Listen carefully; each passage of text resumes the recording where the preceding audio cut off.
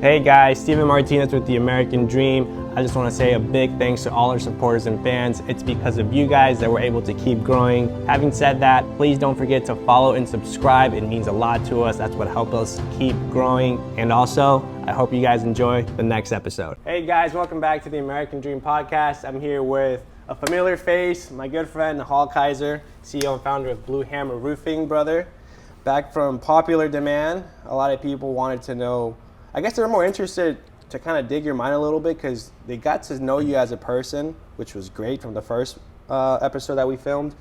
But a lot of people had like deeper questions like, man, we want to know about his success, the whole details and processes. So thanks for coming back again. Also, I know your birthday's tomorrow. Happy almost birthday. Thank you, my friend. Turning 21? 19, but I appreciate it, yeah. 34, 19, it's all the same, right? Beautiful, man. So I have actually some of the questions from some of the viewers, and let's dig into it. So one of the viewers here said, what's the one unethical decision you regret or don't regret in your journey to success? You know, I look back at, and I would consider this unethical because, you know, when I was in the fitness industry, you're vice president, you're making decisions to make sure your business, your region, your market wins. And the best way I can explain it is this. I think there were times where I was more interested in my success than my people's success. So when an opportunity came up to maybe send a manager over to a different district that wasn't my team, I would keep that from happening because that would effectively hurt me. It's almost like trading or giving away your best player and then you got to deal with it, but you get nothing back in exchange. It's almost like giving away LeBron James or Cristiano Ronaldo, and you get no money in exchange, nor do you get an equal or similar player in value. And what I would do at times is I would, maybe the term is gatekeep. I wouldn't allow them to go, and I'd sell myself on the fact that that was the best move for them, when in reality, in my heart, I knew that it wasn't, because they had a promotion over there, but I stopped it from happening because I was looking out for my own interest. And I do think that was a bit unethical by my definition. So a lot's changed since then. And I learned from those mistakes. And we've been able to change that since we started Blue Hammer. And now it's, hey, what's best for the individual and what's best for the business? And that's how we make our decisions, not what's best for Kaiser. So I know you mentioned when we hung out prior, you had like some employees that essentially were bad apples. Mm-hmm. Take me through that. Yeah, you know, every business has that, right? Yeah. I don't care how good your culture is, I don't care how good you are, you can be the best leader in the world, you're always gonna have people that are just humans. And by nature, by design, we're flawed. And our first instinct is to be negative and not positive. You know that, right? Just by nature. It's always to look at things with a funny eye. And it makes us think twice about a whole lot of things. So with that being said, I understand that. It's par for the course, right? I've had to fire top performers in our business where I found out they were doing things that were violating our core principles, our core values. They were either stealing, or they were disloyal, or they were dishonest, or they were hurting our business at some form, shape, or capacity, or they were very negative behind the scenes. And we just don't tolerate that in our business because cancers are what kill a business quicker than anything else. So how important is it to, I guess in that case, be emotionless when you're hiring within the company? You know, hiring and firing, couple things, right? I think the better term is probably stoic, where you're not easily like manipulated or influenced when it comes to your emotions. We're humans, right? Emotions will always be there. But I do make all my hiring, especially my firing decisions, based off of zero emotions. Because it's almost like, if you've got a set standard and expectation in any kind of relationship and someone violates that and all you can fall back on is how you feel about them, then you have no standards. Mm-hmm. And they'll continuously do that to you. So when it comes to firing, there's little to no emotions involved. When it comes to hiring, there actually is when it comes to hiring salespeople. Because you got to make me feel good for me to hire you, right? Mm. So again, when hiring, there are some emotions involved. When there's firing, little to none. Decisions got to be made, you got to be tough, you got to be stoic, and you got to move forward. So moving now, I guess for someone that's as young as you are, that pretty much you have the record for selling a company the fastest within the industry that we're in, how is it now with the whole private equity? So like what falls under your responsibilities right now? That's a good question. So there's still a piece of Blue Hammer that I'm still involved with, mm-hmm. which involves, casting the vision, figuring out where we're going, which new markets we're going into, how we're doing some of our back-end procedures. I still spend a ton of time with our market partners. These are the guys that oversee the different markets, across the U.S. where we have territories.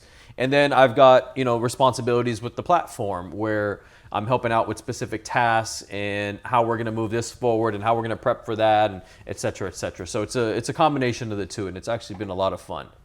And I know throughout that process, you're looking at pretty much doing mergers and acquisitions to keep franchising, right? Sure. Blue Hammer Roofing. What are you guys looking for other companies that are building and scaling? Yeah, good question. So scalable and sustainable is a big one, right? We got to know to a certain extent if we're able to pull out the owner, not that we're interested in that because we do want owners to stay back after the deal is done, but we got to know that it's still going to function and it's not just solely liable on one guy. Like, it can't be that way, because what you're saying is if he leaves, then everyone leaves or the whole thing burns down. We can't do that. We like to see companies that are north of $20 million in gross revenue. And, that'll essentially translate to a better EBITDA. And for their benefit, the higher the EBITDA, the higher the potential for the multiplier. What's EBITDA for people that don't know? Yeah, sure. EBITDA is just a really good way for private equity to determine the quality of your business. So it's a really good way to measure profit. And the companies who do it right are the ones who get paid the most upon their exit. Obviously, there's market, stipulations involved, but profitability is going to be very, very important when it comes to that. Do you think that owners of companies treat their business like a side hobby? Yeah, a lot of people do this, and I don't understand why. We had this conversation. We have a lot of people that are interested. We have a lot of people that are committed, and we have some people that are obsessed, right? Most people, which is absolutely absurd to me, treat their business like it's their number two. They treat it like it's their side chick. They treat it like it's their side hustle. They treat it like it's a hobby, like just something they do for fun. They're not even all in. And then here's the crazy piece. They expect their people to be all in when they're not all in. And we have to understand, and I don't mean this in a funny way, but our people that work for us, with us, they are looking up to us almost like a child looks up to a parent. Monkey see, monkey do. They are waiting to see how you move so they can follow accordingly. And what you'll see in a lot of businesses is this is so-and-so's business, and they're not even all in. The craziest thing in the world to me. So I guess this is a good question too, now that I'm really thinking on it, because I've known you for some time. And you would think that someone at 33, about to be 34, with the success that you have is like, hey man, I sold my company, I'm gonna go relax, see you later. But you're in that kind of that spectrum of, being obsessed, and you're still obsessed. Why are you still obsessed? And you don't have to be. What drives you? What's that driving force still? Bro, I've always told people, like, it's not all about the money. Don't get me wrong. I want to make this very clear. The money is extremely important because it has influence over all the things that I enjoy and how I take care of my people. But it's not everything. I want to change the world. I got to leave a legacy. I got to do some big things. I want to help my people move forward. I've made promises to people that I'm going to give them my all, and I'm not going to leave them behind. So my mission and my purpose is far greater than the money. The money is awesome. Don't get me wrong. It keeps you motivated. It keeps you going. But I think the scariest thing that could happen to any man is you give him a bunch of money and you leave him to his own devices. I think a lot of bad happens there. A lot of bad. Look at what happens to a lot of these celebrities and athletes, etc. When they're on their pursuit to the league to get that one big role or get that one big concert, they're a different animal. They are obsessed. Then they finally get that money, and then for a lot of them, it's a slow decline, and they've lost their purpose. Because what was once the passion for the music and the love and the growth and like the fans and putting on a show slowly transitioned to, I want to be the most famous, the most popular, and the richest. And they lost sight, and then it's a decline. That's the worst thing that could happen for me. It would be detrimental to me as a human being. It'd be detrimental to my family, my business, and everything. So that's not an option. Did you ever, I mean, I guess most people go through ups and downs, right? Like, I think there's one moment in someone's life where either you take left or you take right. What was that moment for you where you were, I guess, like you hit rock bottom or you were just complacent at that time? Yeah, that happened to me in the fitness industry. It was probably about 8 some odd years ago. And I made this mistake. So I worked my way up from an entry-level sales guy to finally becoming a district vice president. It's all I ever wanted. And I stayed in that role for 3-4 years. And to me, that's 2-3 years too long. I initially wanted to go in, handle my business, and move up to this executive vice president role, which I ultimately got to. But I wasted so much time in between. I had a nice 6-figure salary. I was doing well. I had got the nice Benz, the AMG. I moved to downtown. I had a nice little penthouse. I was good. And that was the worst thing that could have happened because I went in comfort mode. You know what I mean? Like I went in chill mode. I was like, all right, I'm here. I've made it. I've arrived. And slowly debt started creeping in because you start spending more than you're making. The decisions you make, you start going out more, you start partying more, you start chasing the wrong things. And over time, you never see it in the beginning, but it's like incrementally impacting you without you realizing it until you're at the bottom. Until you're angry, mad, sad, depressed, or whatever. You have no money, you're in debt, and then you finally wake up like, what did I do with all my money? What did I do with all my time? But that's how a lot of us learn. Here's something I've learned over the years. We all have different thresholds for learning, right? So I'll give you an easy example. Some of us need to be pulled over by a cop one time because we're speeding. And the cop's like, hey, listen, do not speed again. You're going to get a ticket. Some of us need to get that ticket and need to go in front of a judge. And the judge is like, if I catch you speeding again, you're going to jail. Some of us need to go to jail and realize, okay, shit, this is serious. I'm going to stop speeding. And then there's people like me, at least who I once was, where I need to near-death, fatal accident scenario, laid out, car turned over, and then I'll be like, damn, I really got to stop speeding.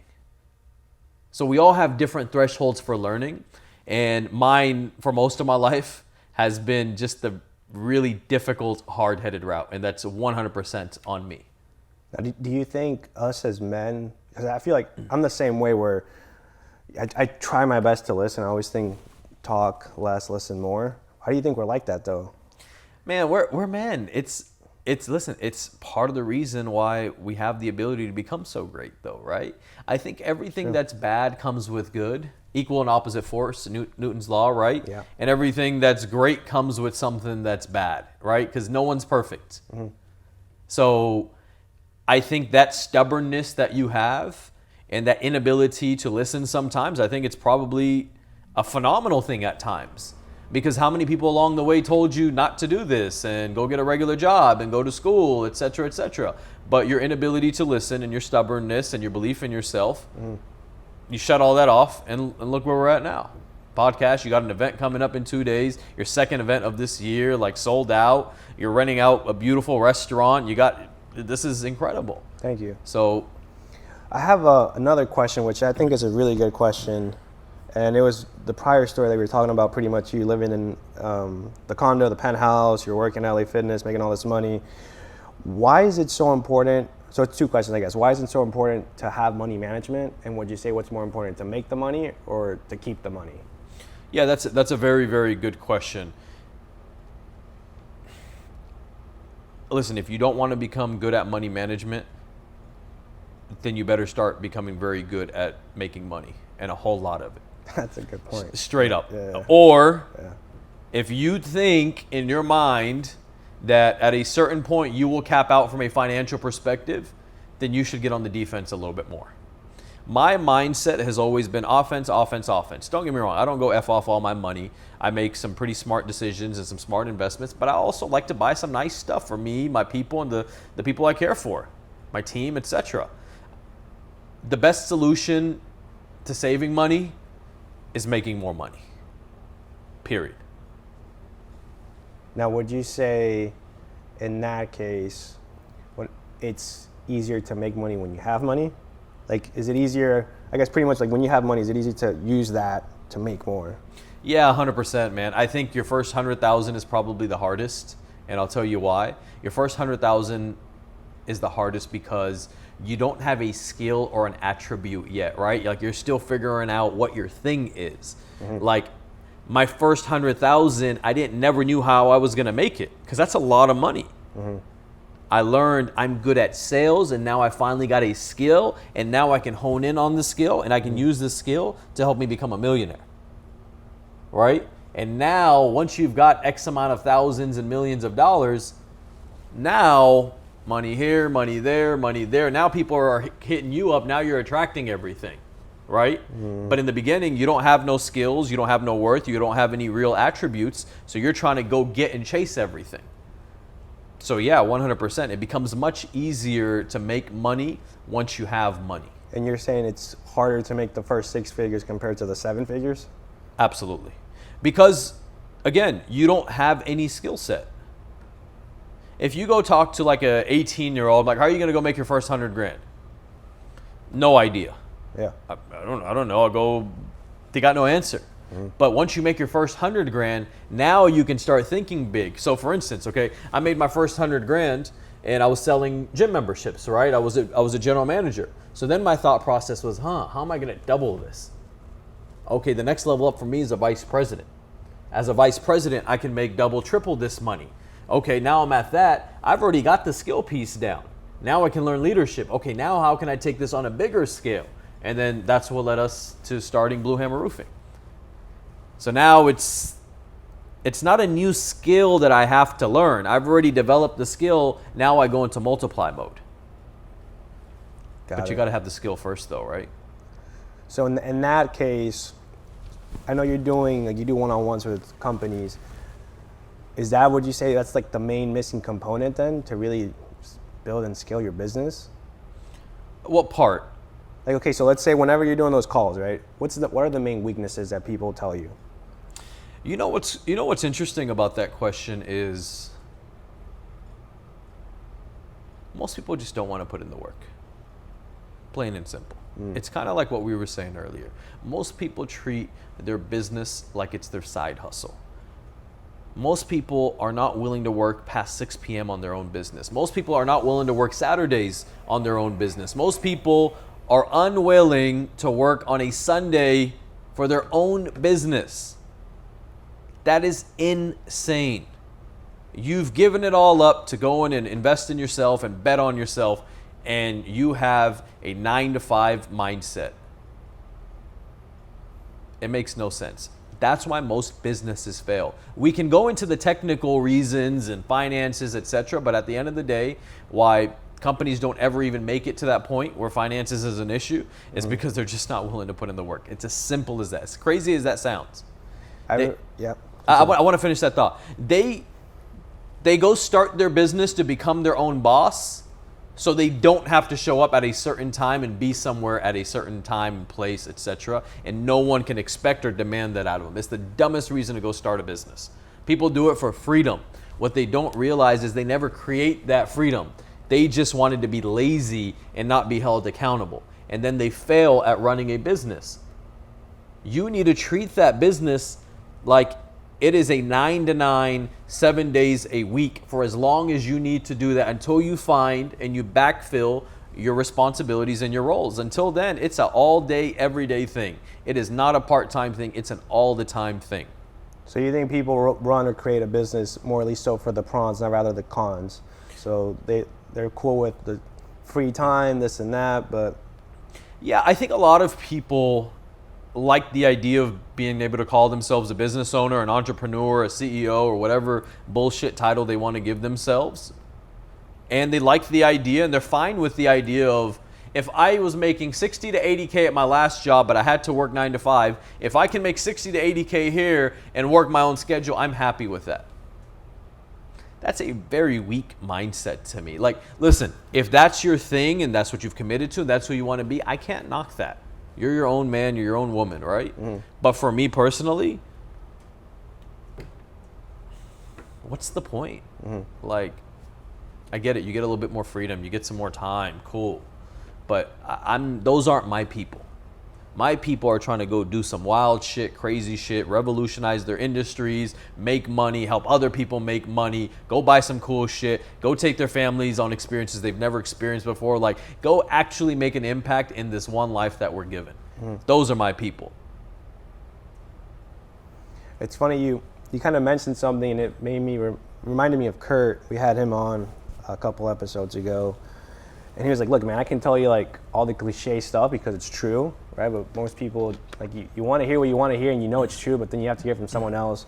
And we could speak about the technicalities of stuff, you know, but it's all a blueprint. It's all systematized to the same fundamentals, right? Sales, production, quality control. And if you want to get nitty and gritty and treat it like a business, then here's your map. But the most important thing is work ethic, and everyone always says that. I want to touch base on 3 concepts, which I think is, when I think of you, I think of 3 things: discipline, being relentless, and then being adaptable. Let's talk about those 3 real quick. So relentless, let's start off with that one. Yeah. And Kurt's very similar when it comes to this. You cannot convince him, nor can you convince me that it's difficult or it cannot be done. How do I know this? Especially in my business, because I did it. And that's the one thing that most business owners are not willing to do in the beginning or in the middle or at the end. I went and I chased storms and I slept on an air mattress for months at a time with my people. I knocked doors from sun up to sundown. I signed deals. I did anything and everything I've ever asked my people to do. Mm-hmm. You can't tell me you can't get it done. And it's like, oh, well, that was different. That was a couple years ago. The game's changed. You're right, the game's changed. But why is Billy Bob or Mike Sue or whatever able to do it and you're not? You can't convince me that it can't be done. You have to be relentless. You can't accept excuses. You can't let people sell you on some bullshit because, Stephen, at the end of the day, it's a battle of wills, okay? Like, someone's will win. People will beat you down and try to sell you on how hard life is, how hard business is, how hard it is to knock doors, how hard it is to sell customers, etc. And your will has to be up here every single time. If not, it's a slow beat down. It's like a boxing match. It really is. It's a dance, but in leadership, it's a dance every single damn day. And they're jabbing at you, and you need to be moving, you need to be bobbing, you need to be weaving, and you need to be jabbing back. It's as simple as that. And at the end of the day, if they get you more than you get them, eventually they'll break your will. And I see that happen a lot in businesses where managers and leaders start accepting the excuses and the bullshit that their people feed them, and now that becomes their new mindset. And then the standard has now effectively been lowered, and here goes the business going lower and lower and lower. I remember you said something a while back, and when people say stuff, I always listen, but I'll write it down. And then you gave me the perfect concept of, if it's 2 men and one's being chased by the bear, as long as you outrun the other guy, you're good. Yeah. So I always carry that kind of in my mindset too. And then just being disciplined. You have a good point there though. So you're telling me, so as a leader, obviously monkey say, monkey do. I understand that completely. Now, would you say if you're a good leader, but you have, let's say, maybe a team of 3 or 4 people, but they're not necessarily A players, right? They're B, C players. Could that take the leader down? If you're talking about me, no. Well, for most people. Most people, I think it can, because that leader is not strong enough. Listen, you got to be the commander-in-chief. Mm-hmm. That's a powerful word. Those are 3 powerful words. Commander-in-chief. No one's breaking your will. No one. The weaker manager, the weaker leader, yeah, you can break their will, but they should have never been up there to begin with. You can't break my will, man. You cannot. You cannot convince me that it's difficult and it cannot be done. You cannot convince me that you're tired because I'm not tired. You cannot convince me that it cannot be done because I'll show you it can be done.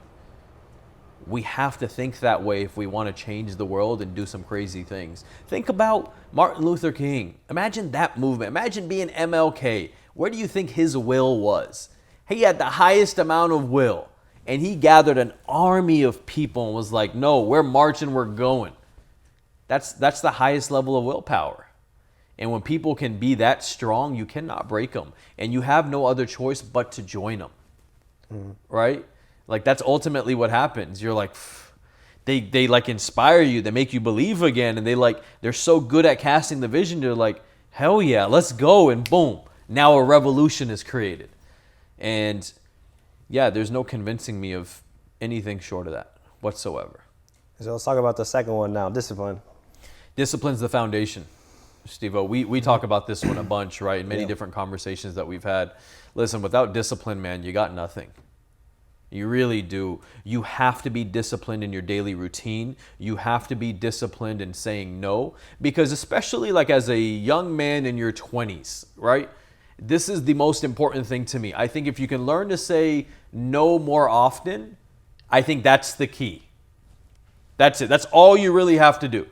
Say no more often and then say yes more often to the tough stuff. But really, it's mostly just saying no more often. Hey, bro, you want to go out? No.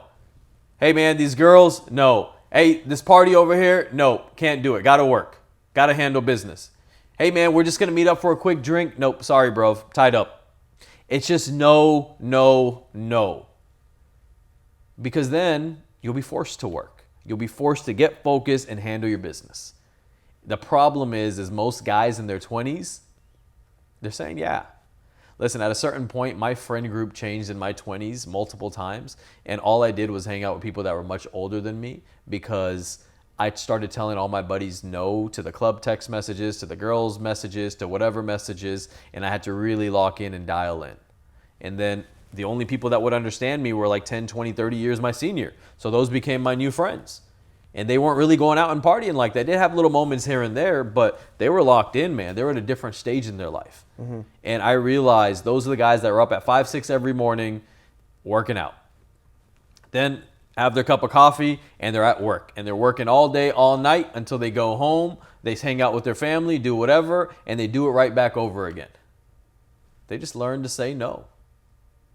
And I think if most younger guys would start doing that now, we'd have a whole lot of more successful millionaires, entrepreneurs, sales professionals, operations professionals in businesses. Mm-hmm. And it wouldn't have to take until people's 40s and 50s, etc. Because you know the average millionaire doesn't even get there till like their 40s and 50s. Mm-hmm. But it's because they didn't start until like their 30s and late 30s. That's why. You know, it's interesting when you say that because my mind automatically kind of thinks, okay, discipline, right? Being relentless, being adaptable, which we'll speak about as well. But it all comes down to, I guess, self-love in a sort of way, just follow, right? So a perfect example of this, that movie, The Joker, or the Batman movie with the Joker. Mm-hmm. The dude literally locked himself up in a hotel. I think was it Heath Ledger? Yeah. He locked himself up and he studied and he got into the whole concept of the Joker. Where I'm getting at with this is, I guess as a man, right, you know, you're going through all these, you know, chapters in life, you know, the bars, this and that. There has to be a moment where you have to be in solitude. Would you say that? Would you say there's a moment in Kaiser's life where that gap between the young, silly Kaiser, right, to now the business owner, there was a gap of transition where you were just alone and you just had to completely switch on your brain? Yeah, 100%. Everyone has to go through this because you no longer want to hang out with your old friends, but you're not disciplined and you're not making enough money to like have new friends, right? So you're kind of like alone. And there's not too many people on that journey there with you. And truth be told, you want to get a hold of them, but they're just as busy as you are. So you spend that time in solitude and you really learn yourself and you really like dig deep and figure out like where are you falling short, why are you falling short, why'd you make that decision, why'd you go hang out with her, why'd you even be friends with that guy. Like you think about all these things and then you realize like in some cases you're not looking after you, and you also realize that no one's coming to save you, and if you don't look after you, you're screwed. You're done. Damn. Yeah, you have to have that moment, man. And the crazy thing is this, even today, people cannot sit in silence with themselves. They're that like disturbed with themselves. They cannot sit in a room and just spend some time in their thoughts. It's so scary to them. Got to put on the TV. Got to get on my phone. Got to do something to distract me from this because this may go somewhere where I don't want it to go. But the best thing you could do is let it take you somewhere because it's just going to take you to the truth. But people don't want that truth because it's going to force them to change. And what people don't want to change. It could be in their best interest, and they won't change. So we're better off with the distractions. And the distractions are a lack of discipline and a lack of self-love. The distraction is not only the phone and the TV. The distraction is to go out with the homies. The distraction is to go out on that date. The distraction is the Tinder. The distraction is just a quick drink. Oh, the distraction is just the quick dinner. It's all this stuff. Discipline allows you just to say no.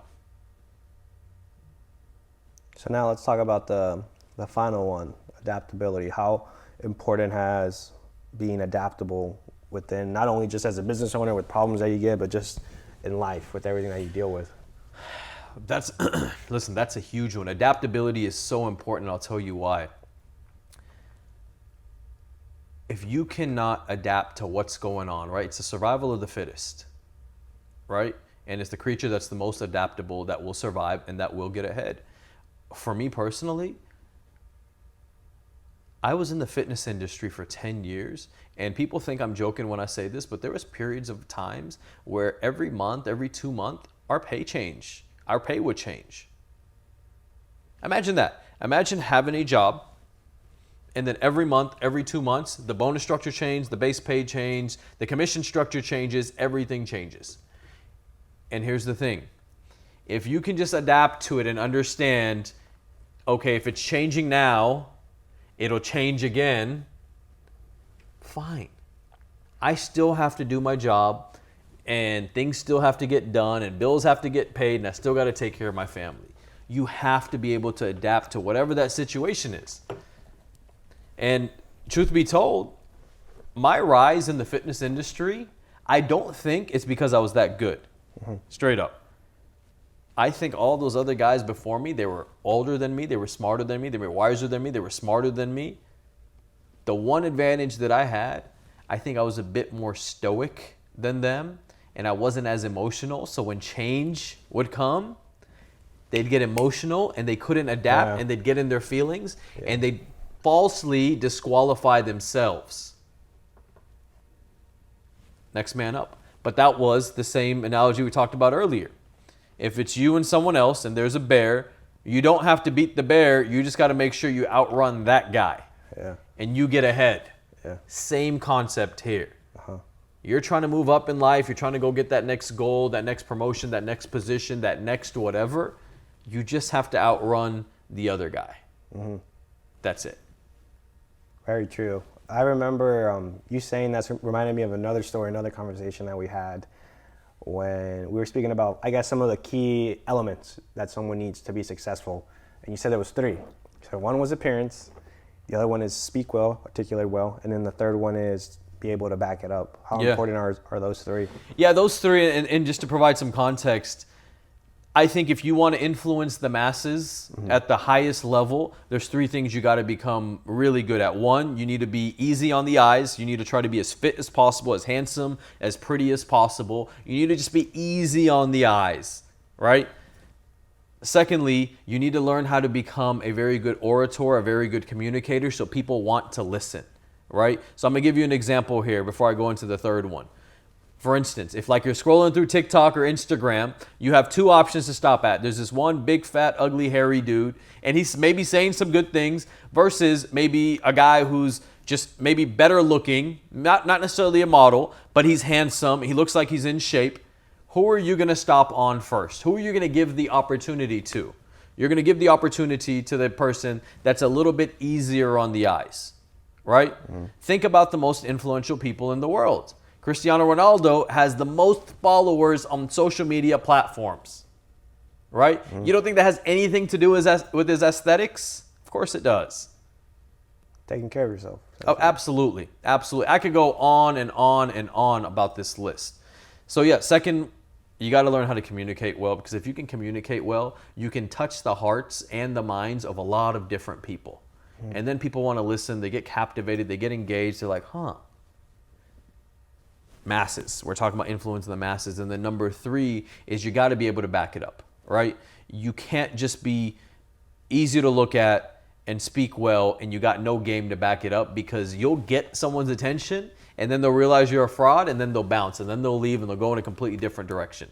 But again, if you want to influence the masses, work on your physical attributes, get in the best shape that you can physically, dress sharp, stay groomed, look good. Number 2, learn how to communicate effectively at the highest level where you can reach the masses, right? And then number 3, you better be able to back that shit up. If you're going to go out there and talk shit, you got to be able to back it up, man. And you got to be able to back it up with performance, not just this.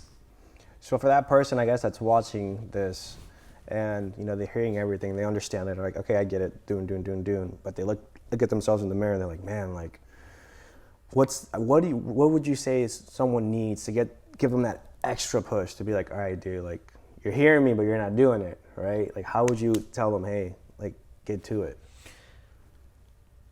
You know, you can't change anyone, right? I think that's God's job. I think you can influence people by being a very good example and leading the way, and hopefully you inspire them along the way. You can provide accountability, but you cannot change people. And you have to be okay with that. I think the best thing everyone can do, male, female, child, doesn't matter. Go get fit. Go get fit. Everyone respects a fit body. Everyone. And the more fit you are, the more respect you instantaneously get. If you're knocking doors and someone sees someone fit, they'll take a second to admire. You're out in public, your clothes look better. You don't even have to buy expensive clothes. Your clothes just look better because you were physically fit.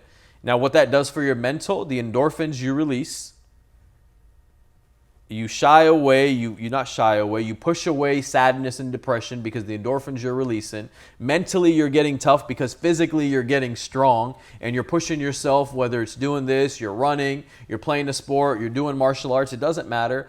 But every piece of you will get bigger, faster, and stronger, and that will translate into your work. Because that's like setting the frame, that's building the foundation. And I believe it's done through fitness. I don't believe it's done through reading books and getting mentally sharp. And I'll tell you why. How many people have you met in your life that have all the right answers and have all the best ideas? No action. They're not willing to do the work, but they know it. And that's the worst place to be in. It's like, to me, I've heard it before in a book. I can't remember the name of the book, but I think it's referred to as the tortured genius. The person that has all the right answers and knows the answer to every equation. They can recite any and every book, but they're too scared to take action. And those people get nowhere. One of the things that I highly respect about you is I remember when you invited me to the gala in December, right? Was it in December? No, Yeah. when was the gala? Yeah, last December. Yeah. Well, I'm sorry, no, that's a lie. Last July. Last July. Yeah, It was our middle of the year gala. Man, just, you have a huge company, obviously, but just the people and the loyalty and the respect that they have towards you is very remarkable. And one of the things that I do when I speak about people, I have to give where credit is due. One of the things I admire about you is your loyalty as a friend, as a leader, you know, as a business owner, specifically you and me, right? And then honesty, like you're a very honest person. How important are those two qualities? I feel like that's something that you do live by a lot. You respect loyalty. Your team's very loyal to you. You have Lena, who's very loyal and honest. You have Chico, who's very loyal and honest. How important is that? Bro, listen, in a world where loyalty is a term that's just kind of thrown around left and right, it doesn't actually carry a lot of weight, but the action behind loyalty is so powerful. And when people feel like you are loyal to them, they will be loyal to you. And when you have a loyal group of people, or even just one loyal friend or one loyal partner or one loyal spouse, that's all the power that you need to go accomplish whatever your goals are, your targets are. That's all you need. Loyalty is not a thing that really exists these days. It's actually a very, very rare thing. So when you can bring that to people, they're almost like, wow. Like I said, you don't have to like be the fastest, but you just have to outrun the bear. I'm sorry, you just have to outrun the other guy. And in this case, you just got to be loyal when others aren't loyal. And that's hard to do because that requires you to make sacrifices, and sometimes from a financial perspective, sometimes from a time perspective. But if you value someone and you like want them around and you think they're good for you and vice versa, it's worth the loyalty. You'll never know, man. You'll never know when you may need their help. You never know when you just need a friend. You never know when you just need to hit somebody up for whatever, man. It's a good rule to follow. Why do you think it's so hard to find that nowadays? Bruv, people have shiny object syndrome, right? There's so many other opportunities nowadays. Listen, if you're in a relationship, do you know how easy it is on social media? Yeah, I do. Easy. It's like it's at your fingertips, right? Yeah, it is. If you're in business, do you know how easy it is even through social media for people to know who you are? Because you're posting your work and what you do, and now another company comes in and offers you something. It's easy to be disloyal and not communicate that with your current employer and try to figure it out before, right? It's very, very easy. Like, disloyalty and dishonor is at like our fingertips at all times now. Everything is way too accessible. Especially when you have money and resources, you can get whatever you want. Do you say that's because also as humans we're selfish and we're always looking for our better interest? Yeah, 100%, man, 100%. And I've had people use that line against me or with me. I've sat them down and, I said, hey, man, like, you're talking to another company, why didn't you communicate with me? It's like, man, I gotta look out for me and my family. And I've sat there with these people and I looked at them dead in the eye, and loyalty is one of our core principles. And listen, I don't expect you to stay with me forever. I do expect you to look out for your family and make the best decision. But there's a way to go about it. There's honest communication, there's conversation, there's preparation, and there's ways to do it. But to go behind someone's back and go make a decision or carry out conversations and a plan and essentially do everything but execute the plan because you wanted the time to be right, that is a form of disloyalty. And I just don't stand for that. I don't stand for that in any relationships in my life. But here's the thing.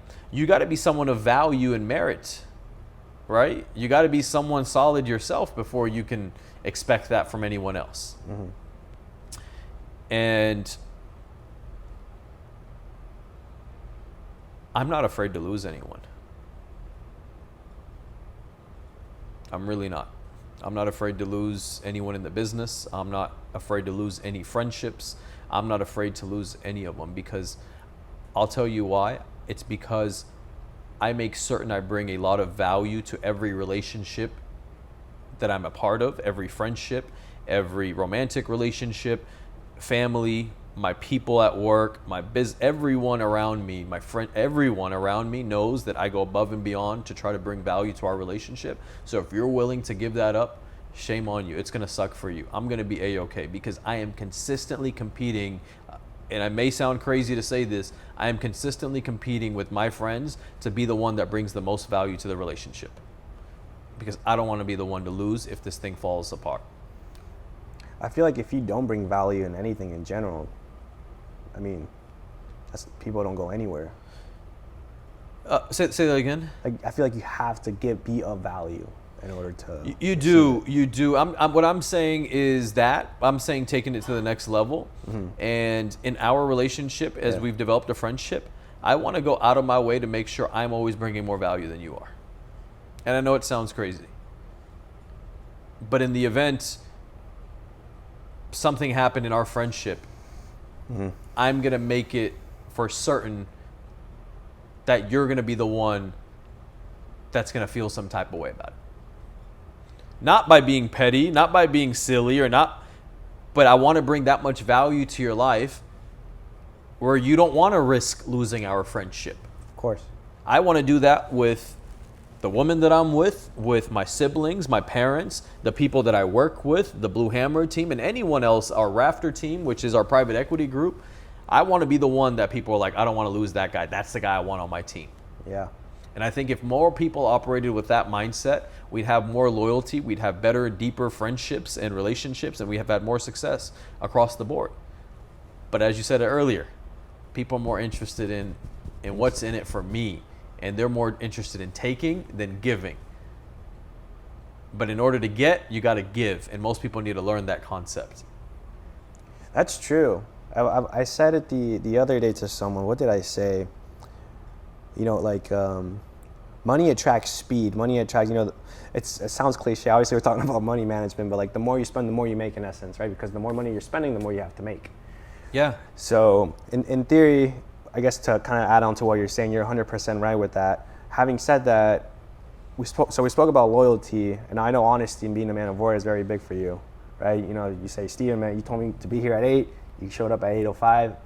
Those 5 minutes matter. And you told me, like, you know, it's the smallest things that make such a big difference. Having said that, talk me through punctuality and honesty and carrying your word. Yeah. I've got a saying that I live by: tough, honest love. And I think if you genuinely care about somebody and you really want to see them do well and live a better life, you'll always keep it 100 with them. You always keep it honest with them because you know it's going to help them out. And when you're tough, when you're giving tough, honest love to somebody, what you're really saying is, hey, look, I'm willing to potentially even compromise our friendship, lose your friendship, by giving you some tough, honest love, because you're not going to like what I say. You may take offense to it, and you may get very defensive and attack me. I'm willing to risk that, because if at the end of it you end up getting ahead, my job as a friend, as someone who cared for you and cares for you, is done, complete. I did my part in that relationship. That's why I think that tough, honest love is so important, man. I think the people that aren't willing to give you that tough, honest love, I think they're weak. And I think in some cases they're like yes men. They're just trying to use you in some cases. And in some cases, you know, they're just a little too nice, maybe naive, maybe fearful. I don't want friends like that. Naive, fearful, too nice. I don't want friends like that. Those people don't help you grow. Those people don't help you do much. So we're talking about, I guess, you know, loyalty, honesty, respect, which I think is important. And I want viewers to really understand, I guess, the balance of it all. Because kindness, respect, could also be manipulated and taken, and where people start taking advantage of you.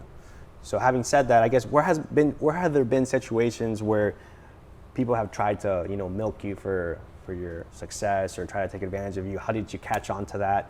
You know, maybe I'm too much of a nice guy, right? Is there a balance to that? Do I also need to, you know, be aware of my surroundings to be successful? Yeah, 100%. Those people will always be around. I think it's more important to be a good man than a nice guy. Okay. Nice guys finish last. Good men go very far. And in order to be a good man, you must be an honorable man. You must be respectable and respectful. And you need to be a man of your word. You need to be disciplined. You need to take care of the people around you.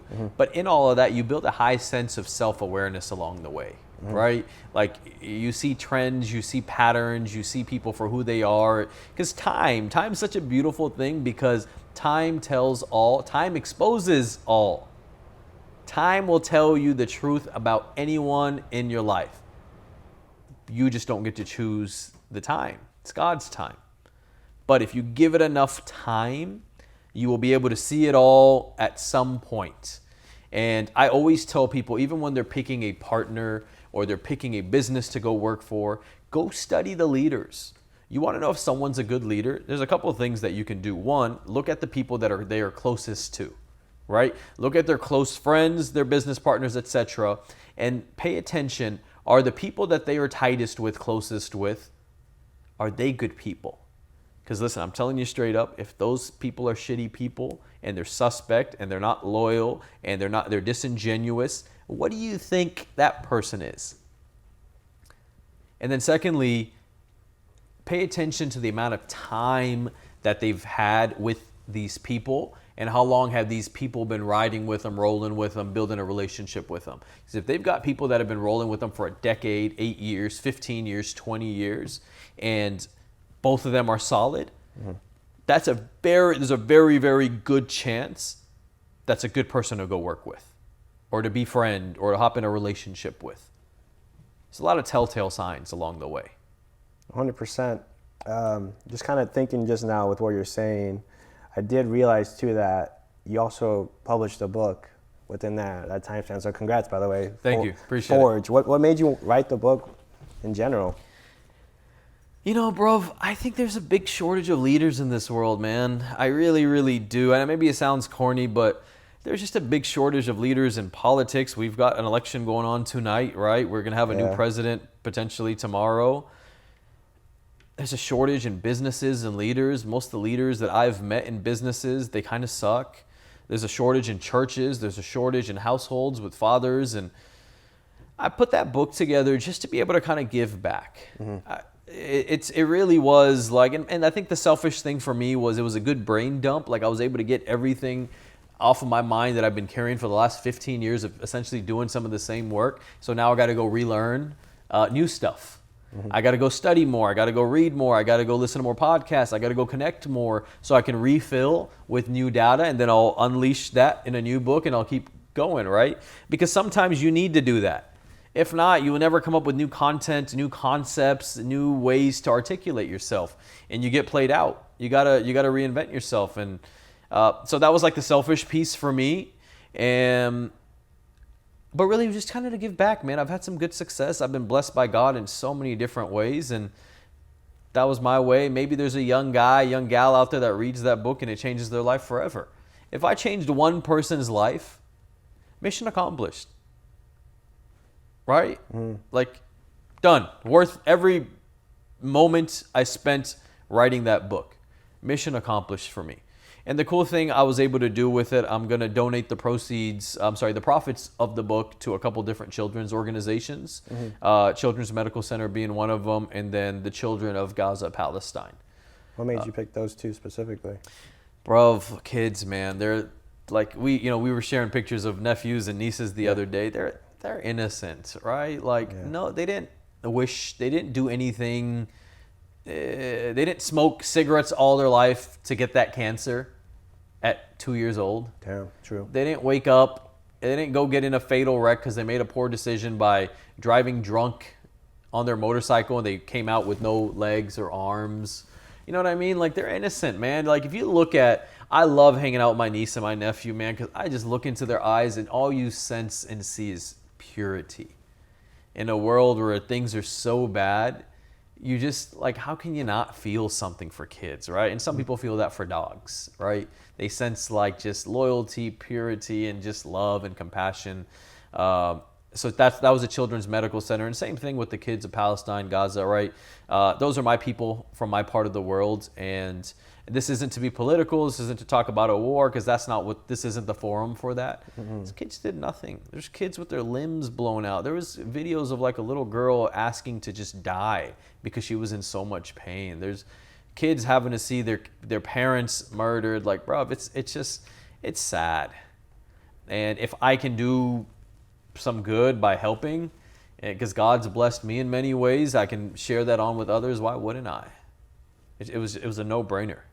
If someone wants to donate to the foundation, where do they go? Yeah, the foundation is called the Kaiser and Kids Foundation, and it's on my website, www.kaisernehal.com, kaisernehal.com. Beautiful. Getting to know you more as a person, which I think is really cool, because I mean, it's been like 8 months, something like that, 7, 6. It's not like I've known you for like 10 years though, to be honest. I think it's awesome that we're like-minded. One of the things that I love that I do as well, for you, family is very important, and your mom is a big part of your life. I knew like obviously family from the first segment, but tell me, why do you think it's so important, I guess, us as a son, right, to mother or parent, guardian, the woman or man, father, whoever that's in our life, why is it so important to take care of them and kind of, be a good son or daughter? Yeah, that's a good question, man. I've got a few different thought processes. I got a few different angles I'd like to hit on this question.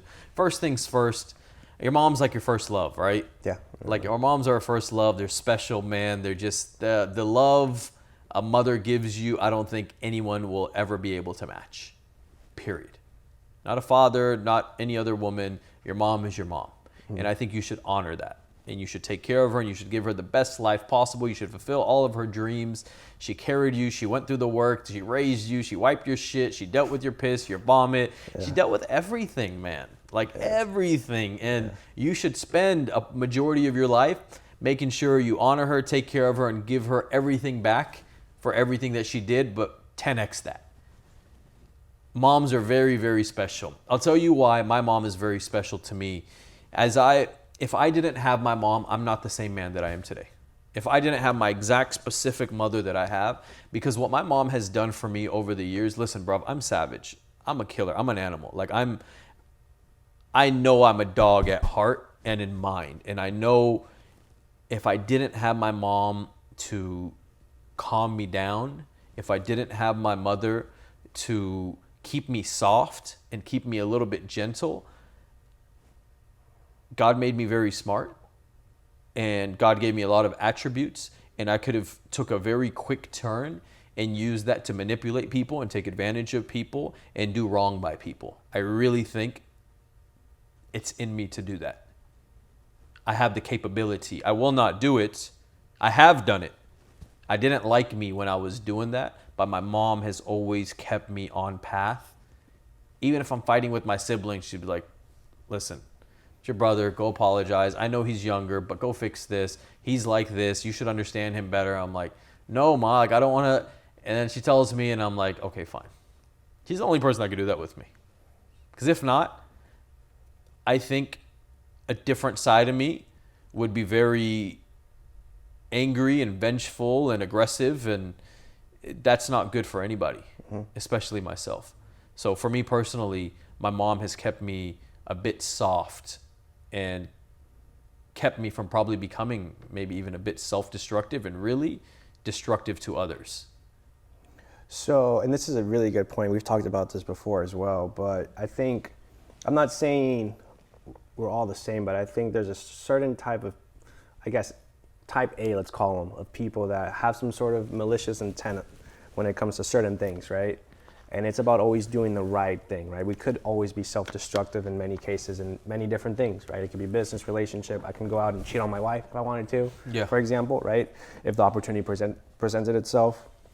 For the person listening that, let's say, doesn't have the opportunity to have a mom, or they didn't grow up with a mom, or a single parent household or whatnot, how would you emphasize, the importance of doing the right thing? Maybe like, man, screw this, bro. Like I didn't wake up with parents. I was in a foster home. I'm gonna do what's bad because that's what I want to do. What would you tell them to? Hey, man, like this is the right way to do things. This is your potential. It's hard, right? Because I generally speak on things that I've gone through, am going through, have experienced, etc. The only thing I could say to something like that is, listen, there's someone with that exact same story, and they took that in a totally different direction. And respectfully, you're not the first person to not have parents. You're not the last person to not have parents. But at the end of the day, you cannot use anyone or anything as a reason for why you can't become just the best you can become. I'm not saying you got to be the GOAT of the world, but a actual contributor to society. And, it sucks that you didn't have parents, but I think that's more the reason why you should go above and beyond to go become successful and go have a successful family so you can become a parent so no one else has to experience what you went through. I think it's important to break those generational curses. So I know we're a little over on time, and dude, we should do a part 3 or part 4, because just getting to know you it's honestly, I can say it's an amazing opportunity, and it's been a pleasure being your friend. I'm saying that like I'm not going to be your friend, but you know what I mean. It's just like, it's so cool to really see someone for who they are. Likewise. And not just the overall scheme of things, right?